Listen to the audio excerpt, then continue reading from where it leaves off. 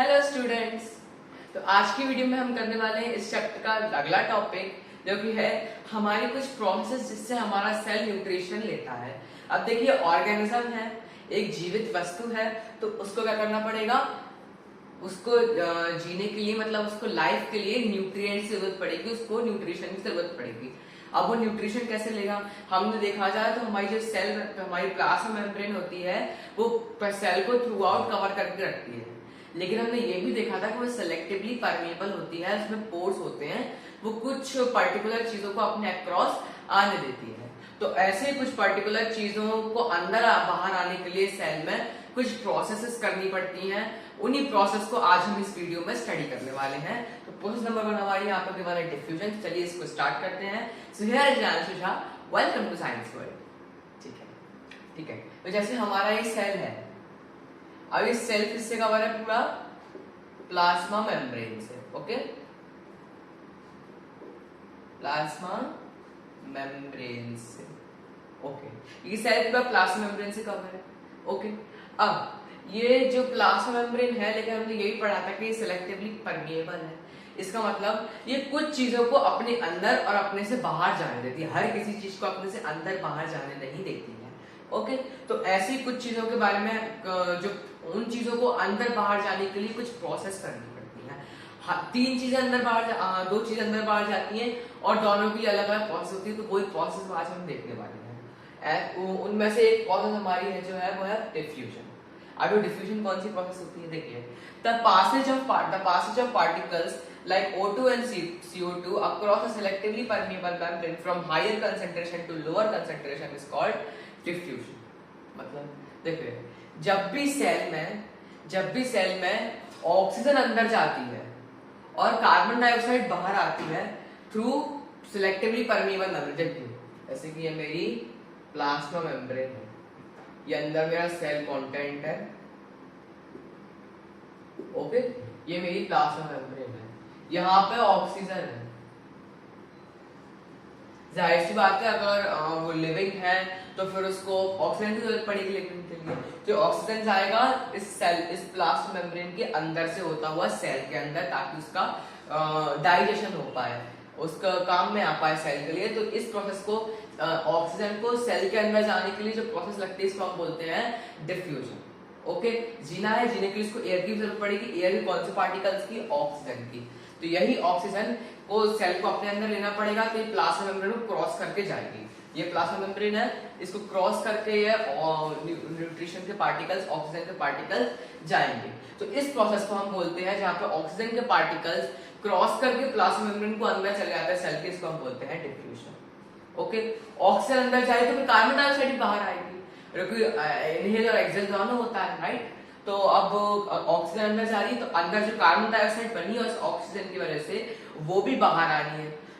वो कैसे आएगी, अंदर से प्लाज्मा मेम्ब्रेन को क्रॉस करते हुए बाहर आएंगे कार्बन डाइऑक्साइड के पार्टिकल्स, CO2 के पार्टिकल्स। तो ये गैस के अंदर बाहर जाने को हम बोल सकते हैं डिफ्यूजन, अगर अच्छे से बोले तो। कौन सी गैस को, ऑक्सीजन एंड कार्बन डाइऑक्साइड। तो the passage of particles like oxygen and carbon dioxide across a selectively permeable membrane. Okay, एक कार्बन डाइऑक्साइड का, ऑक्सीजन का सेल से अंदर बाहर आना प्लाज्मा मेम्ब्रेन को क्रॉस करते हुए। अंदर बाहर कैसे आएंगे, बीच में तो प्लाज्मा मेम्ब्रेन लगी है, उसी प्लाज्मा मेम्ब्रेन को क्रॉस करते हुए तो अंदर आएंगे, क्योंकि बीच में दीवार है, उस दीवार को तोड़ के ही तो अंदर टूटेगी नहीं वो दीवार। तो दीवार कुछ ऐसी होती है कि वो जानती है कि उसे किस चीजों को अंदर लाना है, तो कब कौन सी ईंट हटा के उसको अंदर लगानी है, इसी तरीके की वो होती है। ओके, क्या होता है ना, ये हमारी प्लाज्मा मेम्ब्रेन है, ये अंदर सेल कंटेंट है।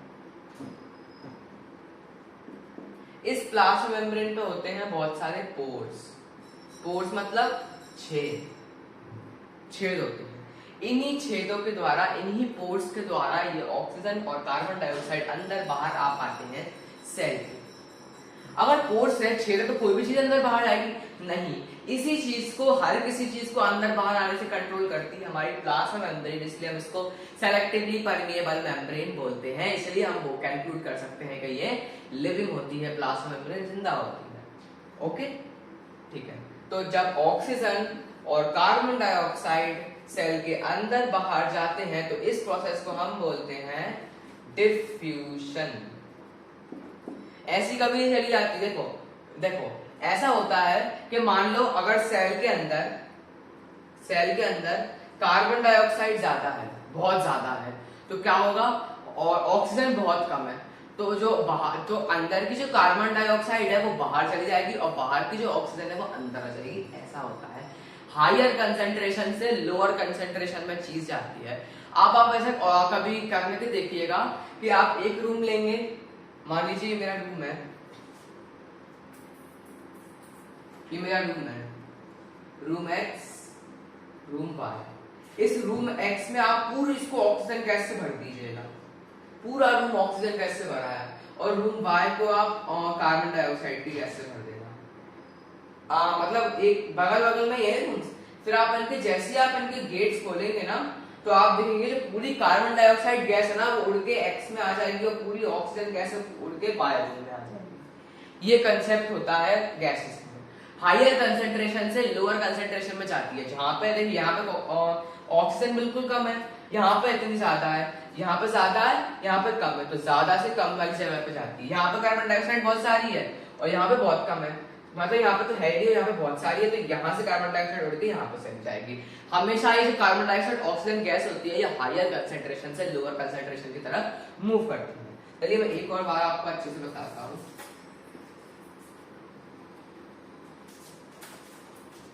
देखिए ये सेल है मेरा, कि ये मेरा सेल है, ये रही मेरी प्लाज्मा मेम्ब्रेन, ये इसके पोर्स हैं, ओके, ये रही मेरी प्लाज्मा मेम्ब्रेन। अब यहां पे है ऑक्सीजन के पार्टिकल्स और सेल के अंदर है कार्बन डाइऑक्साइड के पार्टिकल्स। यह तो है नहीं कि कार्बन के बाहर कार्बन डाइऑक्साइड के पार्टिकल्स नहीं होंगे एयर में, सराउंडिंग में हो भी सकते हैं, लाइक दिस।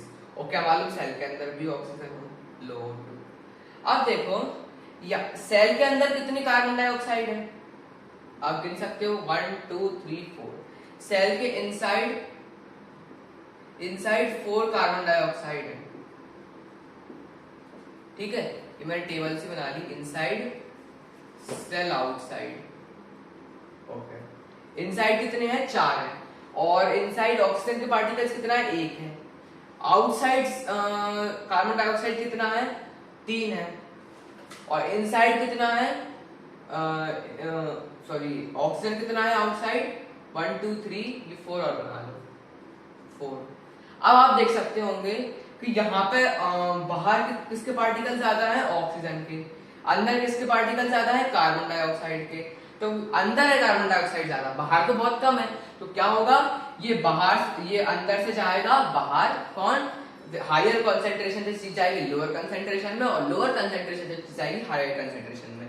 यहाँ पे सेल आउटसाइड इतनी ज्यादा है, यहाँ पे ये कौन, ऑक्सीजन, ये हायर कंसेंट्रेशन है, ये हायर कंसेंट्रेशन है, हायर कंसेंट्रेशन से कहां पे जाएगी, लोअर कंसेंट्रेशन में, लोअर कंसेंट्रेशन इनसाइड है, क्योंकि इनसाइड सिर्फ एक पार्टिकल है, तो ये हायर कंसेंट्रेशन से लोअर कंसेंट्रेशन में चली जाएगी। ये कहां चली गई, आउटसाइड से इनसाइड। कहां चली गई ऑक्सीजन गैस, हमारी ऑक्सीजन गैस चली गई सेल के बाहर से सेल के अंदर। कार्बन डाइऑक्साइड सेल के बाहर, सेल के अंदर बहुत ज्यादा है, सेल के बाहर बहुत कम है, तो क्या बहुत कम नहीं है, पर कैसी भी है। अब क्या होगा, ये जो 4 है ये उड़ के आ जाएगी बाहर, हायर कंसेंट्रेशन चली गई लोअर कंसेंट्रेशन। लोअर कंसेंट्रेशन कहां था, बाहर था, हायर कंसेंट्रेशन कहां था, अंदर था, तो अंदर से पूरी गैस मिट गई और कहां चली गई, बाहर। और ऐसे ही ऑक्सीजन बाहर ज्यादा थी, अंदर कम थी, तो बाहर से पूरी हट गई और कहां आ गई, अंदर। इस प्रोसेस को, और ये किसको काट के आई है, प्लाज्मा मेम्ब्रेन के, इनके बीच में तो प्लाज्मा मेम्ब्रेन की दीवार थी ना, तो इस प्रोसेस को जहां पे ये ऑक्सीजन और कार्बन डाइऑक्साइड सेल के अंदर बाहर आती हैं, प्लाज्मा मेम्ब्रेन को क्रॉस करते हुए हायर कंसेंट्रेशन से लोअर कंसेंट्रेशन में हम बोलते हैं इस प्रोसेस को डिफ्यूजन। ओके, ये मेरी सेल मेम्ब्रेन है, प्लाज्मा मेम्ब्रेन है, अंदर मेरी कार्बन डाइऑक्साइड है, बाहर मेरी ऑक्सीजन है, तो ये कार्बन डाइऑक्साइड चली जाएगी बाहर, ऑक्सीजन चली जाएगी अंदर। ओके, फिर जब ऑक्सीजन अंदर ज्यादा होगी, कार्बन डाइऑक्साइड बाहर ज्यादा होगी, तो क्या होगा, कार्बन डाइऑक्साइड फिर अंदर आ जाएगी, ऑक्सीजन फिर बाहर चली जाएगी। ऐसा ही होता है, ओके, ठीक है। हायर कंसेंट्रेशन से लोअर कंसेंट्रेशन में। ऐसा नहीं कि फुल टाइम ऑक्सीजन ही अंदर रहेगी या कार्बन डाइऑक्साइड फुल टाइम बाहर रहेगी, हमेशा ऐसा नहीं होता है। कभी कभार कार्बन डाइऑक्साइड बाहर ज्यादा होती है, ऑक्सीजन कम होती है, और फिर इसमें रिप्लेसमेंट आता है। ओके, ठीक है। तो हमने डिफ्यूजन पूरा देख लिया। डिफ्यूजन की प्रोसेस को हम बोल सकते हैं the passage of particles like oxygen and carbon dioxide across a selectively permeable membrane from higher concentration to lower concentration is called diffusion। कुछ नहीं है, ज्यादा कुछ नहीं है। आप तो अगर आपसे नहीं हो रहा है, मार्क्स कम का आया तो भी हायर कंसंट्रेशन लोअर कंसंट्रेशन वाली लाइन को हटा भी सकते हैं। अगर आपसे नहीं याद हो पा रही है, दो वैसे एक नंबर तो मिल ही जाएगा, आगे आपकी मर्जी। ओके, तो मतलब ऑक्सीजन और कार्बन डाइऑक्साइड का सेल से अंदर बाहर आना, प्लाज्मा मेम्ब्रेन को जो उनके बीच की दीवार है उसको क्रॉस करते हुए उसे हम बोलते हैं डिफ्यूजन। और कैसे जाते हैं ये अंदर बाहर? हायर से लोअर में। जहां ज्यादा होगा, अगर बाहर ज्यादा है तो वो अंदर चले जाएगा, अंदर कम होगा। अगर अंदर कम है और अंदर ज्यादा है तो बाहर चले जाएगा, बाहर कम होगा। ओके, ऐसे होता है। और कौन से पार्टिकल्स होते हैं? सिर्फ ऑक्सीजन एंड कार्बन डाइऑक्साइड के पार्टिकल्स ही डिफ्यूजन प्रोसेस कर सकते हैं। और भी न्यूट्रिशन हम देखने वाले हैं कि वाटर को भी जरूरत पड़ती है, फूड को भी जरूरत पड़ती है। वो कैसे होता है वो देखते हैं, चलिए ठीक है। और फिर ओके, डिफ्यूजन हो गया। अब डिफ्यूजन के बाद हमने डिफ्यूजन में देख लिया अभी याद देखा हमने, ऑक्सीजन और कार्बन डाइऑक्साइड अंदर बाहर जा रही है हायर कंसंट्रेशन से lower concentration bye crossing the plasma membrane, selectively permeable membrane. Okay, अब देखो हमने देख लिया कि हमारे सेल ने एसेंशियल चीज जो कि कार्बन ऑक्सीजन और कार्बन डाइऑक्साइड होती है लाइफ के लिए, ऑक्सीजन होती है लाइफ के लिए, वो उसने न्यूट्रिशन उसका कैसे किया हमने देख लिया। ओके, उसने ऑक्सीजन अपने अंदर कैसे लिया जो कि लाइफ के लिए बहुत इंपॉर्टेंट होता है, हमने ऑक्सीजन देख लिया। ऑक्सीजन के बाद जो लाइफ के लिए बहुत इंपॉर्टेंट होता है जीने के लिए, वो होता है हमारा H2O जो कि हमारा वाटर। अब वाटर कैसे अंदर बाहर जाएगा? ये वाटर हवा तो है नहीं है कि वो कैसे भी अंदर चला ऐसे वो जैसे ऑक्सीजन और कार्बन डाइऑक्साइड हो रहे थे, नहीं। इसके लिए अलग प्रोसेस लगती है जिसको हम बोलते हैं ओस्मोसिस। देखो ये हमारी गैस थी, ये हमारा एक लिक्विड है, हाँ, तो इसके लिए अलग प्रोसेस लगेगी ना, क्यों? अब देखो ओस्मोसिस, इस प्रोसेस को हम ओस्मोसिस बोलते हैं जिसमें वाटर इन एंड आउट हो रहा होता है, ठीक है। The movement of water in and out of the cell from a region of higher concentration to lower concentration across the semi-permeable membrane is called osmosis, ठीक है। वो ही सेम चीज है यहाँ पे। ये मेरी प्लाज्मा मेम्ब्रेन है, ये मेरा सेल इनसाइड, ये मेरा सेल कंटेंट है। ओके, ये मेरी प्लाज्मा मेम्ब्रेन है। अब यहाँ है मेरा H2O। अब इस H2O को मेरे सेल के अंदर जाना है, तो वो भी जो पोर्स होते हैं ना यहाँ पे प्रेजेंट, उन्हीं में से होते हुए जाएगा by the process of osmosis. Okay, ऐसे ये भी इन्हीं पोर्स में से निकल के सेल के अंदर चला जाएगा, ठीक है। पर यहाँ पे भी वही higher concentration to lower concentration बोल रहा है। अगर मान लीजिए सेल के बाहर वाटर बहुत ज्यादा है, ये जो कितने सारे मैंने पार्टिकल्स बना दिए, और सेल के अंदर बहुत कम है, तो क्या होगा? बाहर ज्यादा है, हायर कंसंट्रेशन से कहां जाएगा? लोअर कंसंट्रेशन में। तब ही जब हायर कंसंट्रेशन बाहर है और लोअर कंसंट्रेशन तब है अंदर है, तो तभी ओस्मोसिस वाली प्रोसेस हो सकती है। ओके, अब जाएगा ये H2O के जो मॉलिक्यूल्स हैं, अब वो इन पोर्स से होकर अंदर जा सकते हैं। ओके, ठीक है। तो अब हमारे सेल के अंदर हायर कंसंट्रेशन हो चुका है, वो पहले लोअर था, बाहर हायर था। मैंने हर बार बताया आपको, हायर से लोअर की तरफ जाता है, अंदर से बाहर नहीं आएगा, मतलब लोअर से हायर में नहीं जाएगा, हायर टू लोअर जाएगा।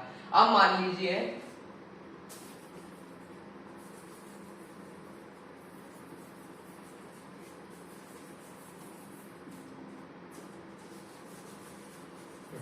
दोबारा मैं वही चीज बनाता हूं, और अब यहां पे H2O अंदर बहुत सारा है। ओके, इतने सारे H2O मैंने बना दिए, बाहर बहुत कम है। अब क्या होगा? अब ये जो बाहर, अब अंदर ज्यादा हायर कंसंट्रेशन और बाहर लोअर है, तो अब क्या होगा? फिर से ये बाहर से अंदर से बाहर चला जाएगा। ओके, हायर से लोअर में चला जाएगा, अंदर से बाहर चला जाएगा। तो यही वाटर का अंदर बाहर होना, तो higher concentration to lower concentration हम बोलते हैं इस प्रोसेस को ओस्मोसिस। किसको क्रॉस करके? इस selectively permeable semi permeable membrane को क्रॉस करके। ओके, इस प्रोसेस को हम बोलते हैं ऑस्मोसिस। पहले कौन जा रहा था? ऑक्सीजन और कार्बन डाइऑक्साइड अंदर बाहर जा रहे थे। यहाँ पे वाटर अंदर बाहर जा रहा है हायर कॉन्सेंट्रेशन से lower concentration bye crossing semi permeable selectively permeable membrane. Okay, ठीक है, तो हमने ऑस्मोसिस भी देख लिया। अब हम पढ़ने वाले हैं कुछ कुछ हम ऑस्मोसिस के, देखिए पहले मैं आपको ये बता दूं उधर तक जाने से पहले, ऑस्मोसिस भी दो टाइप की होती है। एक होता है हमारा एंडोस्मोसिस, एक होता है हमारा एक्सोस्मोसिस। देखिए एंडो ओस्मोसिस, एक्सो ओस्मोसिस, यहाँ पर देखो दो शब्द से मिलकर बन रहा है एंडो ओस्मोसिस। एंडो का मतलब क्या है? एंडो का मतलब अंदर जाना। ओके, एंडो मतलब entry, entry. Okay, entry. Okay, endo मतलब एंट्री। और ओस्मोसिस, ओस्मोसिस में क्या होता है? वाटर अंदर बाहर जाता है। एंट्री किसकी हो रही है? एंडो मतलब एंट्री किसकी हो रही है? एंट्री वाटर की अंदर हो रही है। ओके, किसकी हो रही है? एंडो ओस्मोसिस, वाटर की सेल के अंदर through bye crossing selectively permeable membrane entry हो रही है। ओके, फिर आता है एक्सो ओस्मोसिस। एक्सो का मतलब होता है एग्जिट। एक्सोस्मोसिस का मतलब सेल का अंदर से बाहर जाना। ठीक है, एक्सोस्मोसिस में क्या होता है? बाहर लोअर कॉन्सेंट्रेशन होता है, अंदर हायर कॉन्सेंट्रेशन होता है। एक बार बताओ, जब अंदर हायर कॉन्सेंट्रेशन होगा, बाहर लोअर कॉन्सेंट्रेशन होगा, तभी तो ये पार्टिकल्स अंदर से बाहर जाएंगे bye crossing the selectively permeable membrane, है ना? ओके, हायर है लोअर है। अब कैसे हायर? हायर है, हायर से कहा जाएगा लोअर में। ठीक है, लोअर साइड जाएगा। और इसी को जब अंदर से बाहर जाते हैं वाटर के पार्टिकल, उसको हम बोलते हैं एक्सोस्मोसिस। ठीक है, और मान लो कि अब मान लो बाहर ज्यादा है, अंदर कम है, तो अब फिर हायर कॉन्सेंट्रेशन से कहां जाएगा? लोअर कॉन्सेंट्रेशन की तरफ। तो इस तरीके के ऑस्मोसिस को हम बोलते हैं एंडोस्मोसिस, जहां पे वाटर बाहर से सेल के अंदर आता है। यहाँ पे बाहर से अंदर आ रहा है crossing the semi permeable membrane. इस प्रोसेस को हम बोलते हैं एंडोओस्मोसिस। क्योंकि यहाँ पे पानी अंदर आ रहा है। एंडो मतलब एंट्री एंड एक्सो मतलब exit. Exosmosis and endosmosis. Osmosis दो तरीके के होते हैं, एंडोस्मोसिस एंड एक्सोस्मोसिस। ठीक है, एक बार मैं आपको बता देता हूँ इसकी definition. The movement of water in and out of the cell from a region of higher concentration to lower concentration across the semi permeable membrane is called osmosis. Water का सेल के अंदर बाहर आना by crossing the selectively permeable membrane, जिसे हम बोलते हैं osmosis. ठीक है, और जब बाहर से अंदर आए, मतलब अंदर हायर लोअर कॉन्सेंट्रेशन है, बाहर हायर कॉन्सेंट्रेशन है, और बाहर से अंदर आ रहे हैं पानी, तब हम बोलते हैं ये होता है हमारा एंडोस्मोसिस। और जब अंदर हायर कॉन्सेंट्रेशन है, मतलब अंदर पानी ज्यादा है और बाहर पानी कम है, तो क्या होगा? अंदर से बाहर की तरफ आएगा। और जब अंदर से बाहर की तरफ आता है, मतलब सेल से बाहर जा रहा है, और अगर सेल से बाहर जा रहा है तो ये एग्जिट करेगा, और एग्जिट होने वाली ओस्मोसिस को हम बोलते हैं एक्सोस्मोसिस। ओके, समझ में आया? ओस्मोसिस दो तरीके के होते हैं, एंडोस्मोसिस और एक्सोस्मोसिस। एंडोस्मोसिस में पानी बाहर से अंदर आता है, एक्सोस्मोसिस में पानी अंदर से बाहर जाता है। ओके, और ये हमेशा कैसे होता है?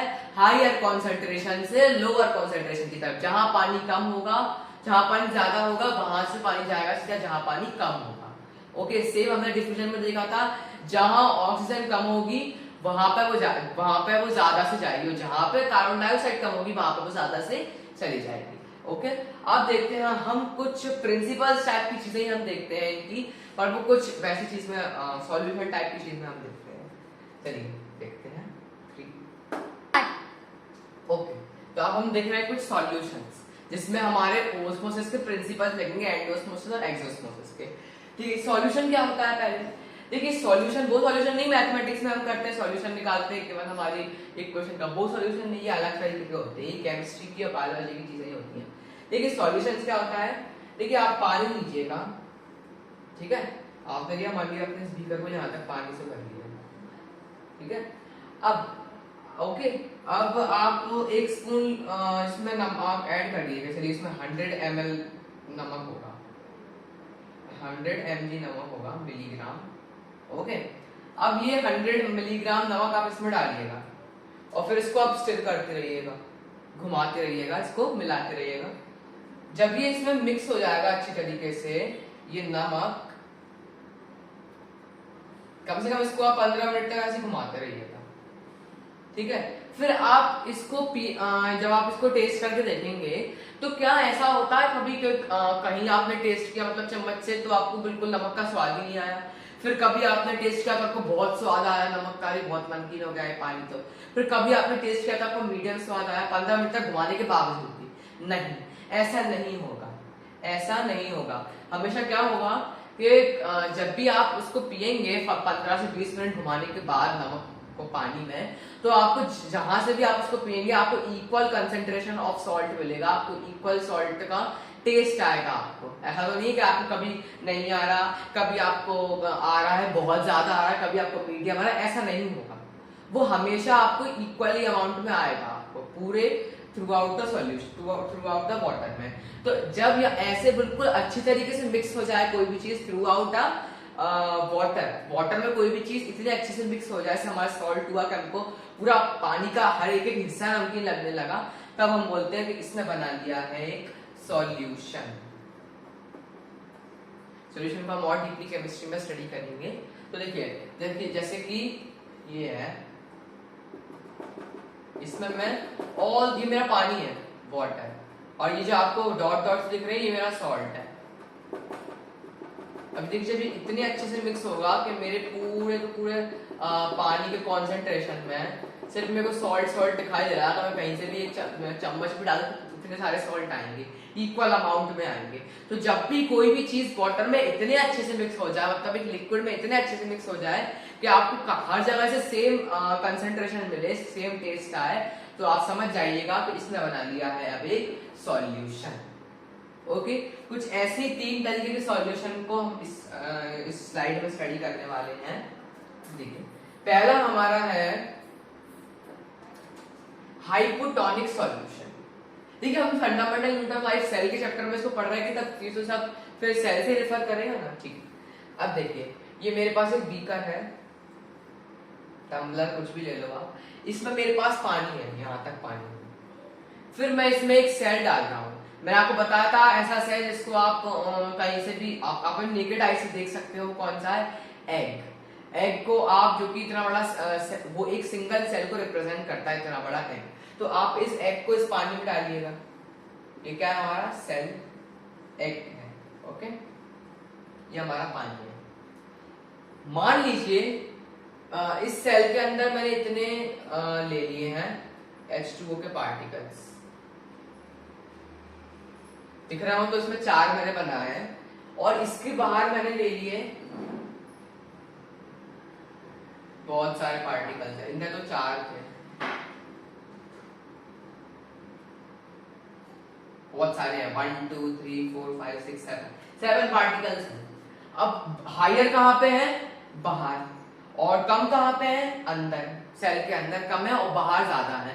तो अब क्या होगा, हायर कॉन्सेंट्रेशन से लोअर कॉन्सेंट्रेशन में जाएंगे। कहां ज्यादा है, हायर कहां है, बाहर सराउंडिंग में। अंदर कहां, वो कम कहां है, सेल के अंदर। तो अब क्या होगा, हायर से लोअर में जाएंगे, मतलब बाहर से सेल के अंदर जाएगा पानी। तो अब ये जो H2O कितने पार्टिकल्स हैं, जितने भी नहीं, जितने पर्याप्त होंगे सेल के लिए इसकी कैपेसिटी होगी, उतने पार्टिकल्स चले जाएंगे इस सेल के अंदर। अब मान लीजिए इसका साइज इतना है सेल का, इसमें मतलब कितने भी पार्टिकल्स हो। अब इसको मैं ऐसे सॉल्यूशन में रख दूं जहां पे पानी का जो कंसंट्रेशन होगा वो इस सेल के पानी का कंसंट्रेशन से ज्यादा हो, तो क्या होगा, जो पानी होगा हायर कंसंट्रेशन है वो भी बाहर तो सेल के अंदर भर जाएगा।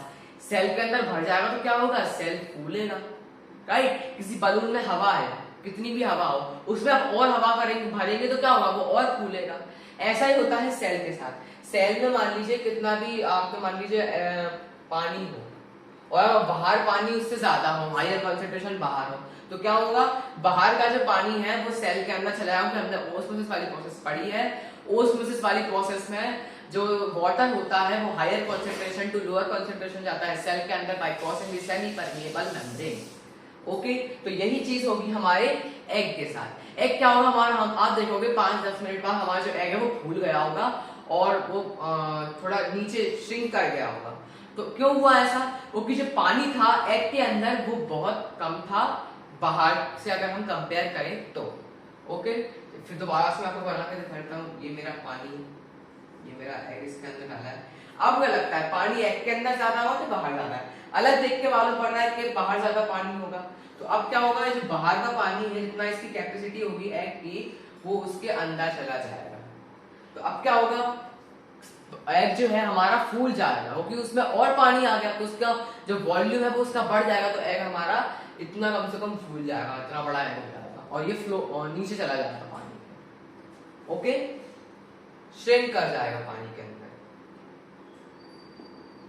ओके, तो इस तरीके के सॉल्यूशन में जहां पे पानी ज्यादा होता है सेल के माध्यम में, सेल के कंपेयर में, उसको हम बोलते हैं हाइपोटोनिक सॉल्यूशन। यहाँ पे हमने कोई सल्फ्यूरिक एसिड वगैरह मतलब ऐसे कोई भी सॉल्ट सॉल्यूशन हमने उसके अंदर नहीं डाला, हमने सिर्फ नॉर्मल पानी को बोला है कि जिस पानी में कॉन्सेंट्रेशन ऑफ वाटर सेल के कॉन्सेंट्रेशन ऑफ वाटर से ज्यादा होगा कंपैरेटिवली, उसको हम बोलते हैं हाइपोटोनिक सॉल्यूशन। जैसे कि हमने इस एग के केस में देखा, जब हमने एग को इतने बड़ी टम्बलर में डाला, यहाँ पे इतना सारा पानी था तो हमने देखा इतनी कैपेसिटी थी एग की, उतना उसने अपने अंदर और पानी ले लिया। जो हमारा एग था वो फूल गया और श्रिंक कर गया, अंदर पानी के चला गया। ओके, तो यह इस तरीके के सॉल्यूशन को जहाँ पे पानी ज्यादा होता है सेल के कंपैरेटिवली, उसको हम बोलते हैं hypotonic solution. Okay, is it clear? Hypotonic solution clear हो गया हो तो हम चलते हैं हमारे नेक्स्ट सॉल्यूशन की तरफ, जो कि है हमारा हाइपरटोनिक सॉल्यूशन। ठीक है, अब ये हाइपरटोनिक सॉल्यूशन में पूरा उल्टा ही केस होता है। समझ ही गए होंगे, अब तक मैंने अपोजिट केस बोला है, जो उल्टा केस बोला, तो देखिए कैसे।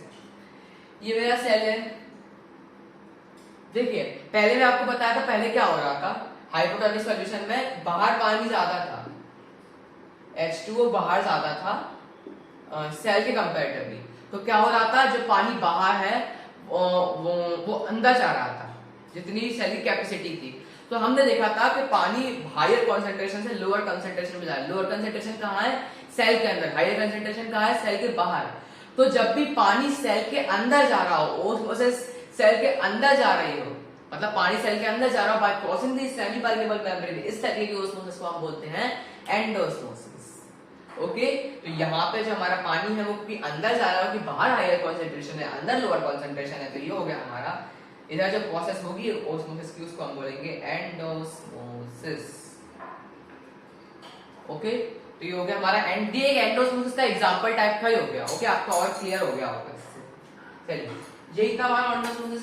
अब हाइपरटोनिक सॉल्यूशन में आप देखिए,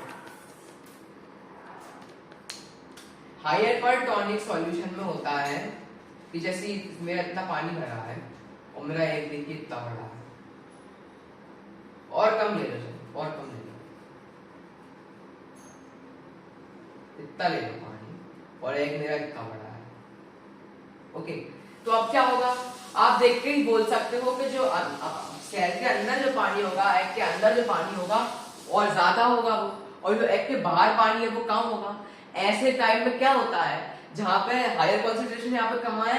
सेल के अंदर, और लोअर कॉन्सेंट्रेशन कहाँ है? सेल के बाहर। तो पानी कहाँ जाता है? Higher concentration to lower concentration.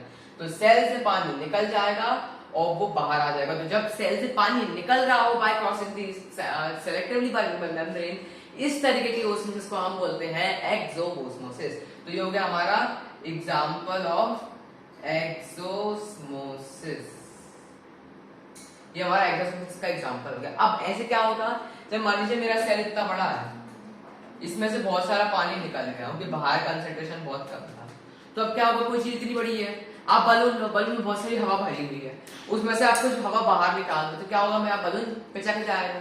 तो ऐसा यही पिचकने वाली चीज हो जाएगी मेरे सेल के साथ, मेरा सेल भी पिचक जाएगा। ओके, सेल में जो क्योंकि पानी है वो निकल चुका है जितना सेल के अंदर था, क्योंकि सेल के अंदर हायर कॉन्सेंट्रेशन था, सराउंडिंग में लोअर कॉन्सेंट्रेशन था, तो सेल के अंदर से पानी निकल गया, एग के अंदर से हमारे पानी निकल गया। तो अब क्या होगा, हमारा जो एग होगा वो कुछ ऐसा हो जाएगा।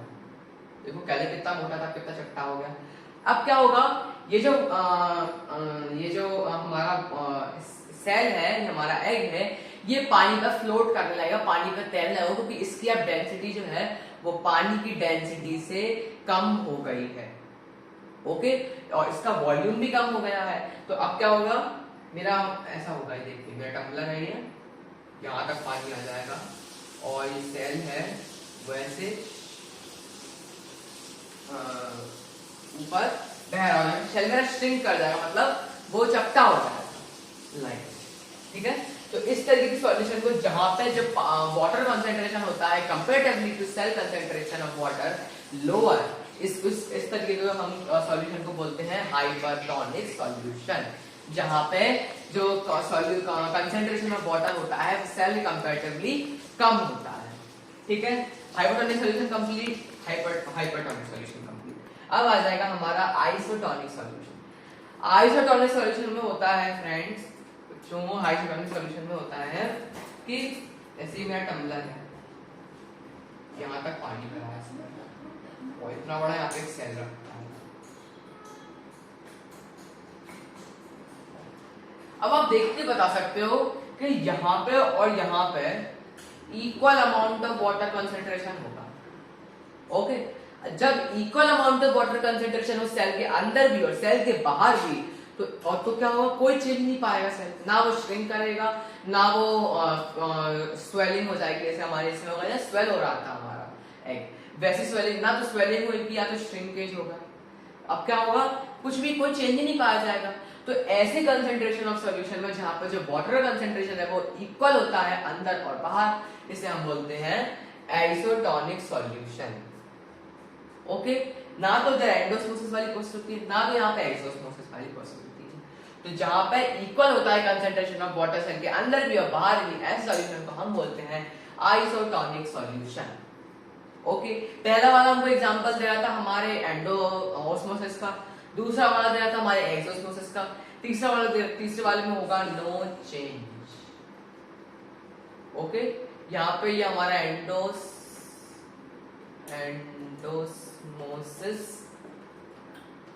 या मैं एग्जांपल दिया था एक्सोस्मोसिस।